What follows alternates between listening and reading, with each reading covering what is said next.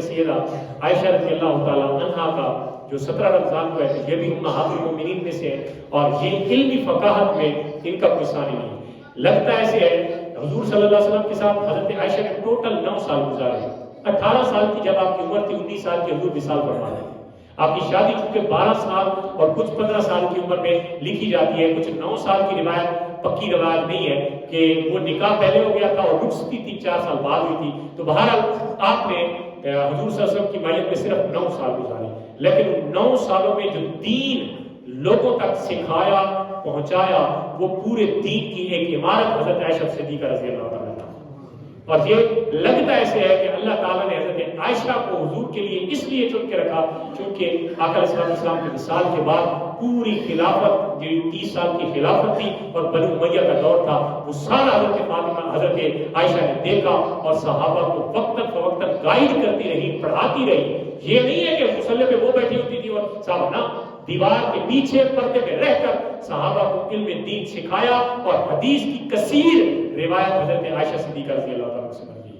اللہ تعالیٰ کو غریق رحمت فرمائے۔ اور یہ جو آپ کے ساتھ 2 آپ کے یار لیٹے ہوئے ہیں اس وقت روضہ پر، تو حضرت ابوبکر صدیق کو تو کیونکہ یہ حجرہ ملکیت حضرت عائشہ کا تھا، جہاں پہ اس وقت روضہ ہے، یہ گھر حضرت عائشہ کا تھا، یہ مکان حضرت عائشہ کا تھا۔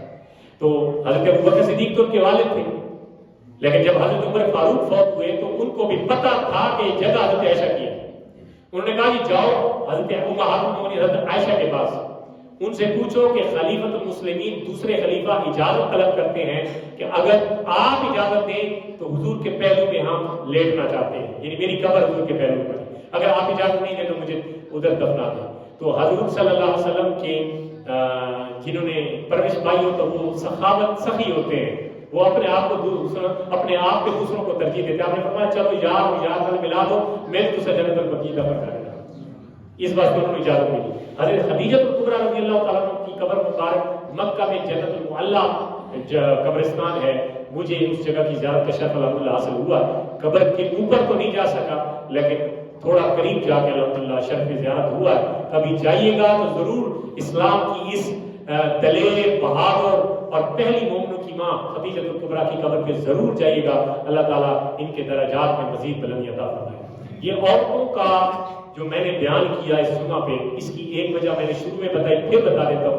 8 مارچ کل کا دن عالمی یوم خواتین منایا جاتا ہے۔ اس تناظر میں یہ بتاؤں کہ عورتیں یہ تھیں جن کو قرآن نے بیان کیا اور حدیث نے بیان کیا، ان کو وہ حقوق بھی حاصل تھے جو آپ مانگ رہی ہے، اور ان کا وہ مقام تھا کہ پردے میں رہ کر انہوں نے پوری دنیا کو یہ بتایا کہ پردے کے اندر کاروبار بھی ہو سکتا ہے، پردے کے اندر رہ کر علم سکھایا بھی جا سکتا ہے اور سیکھا بھی جا سکتا ہے۔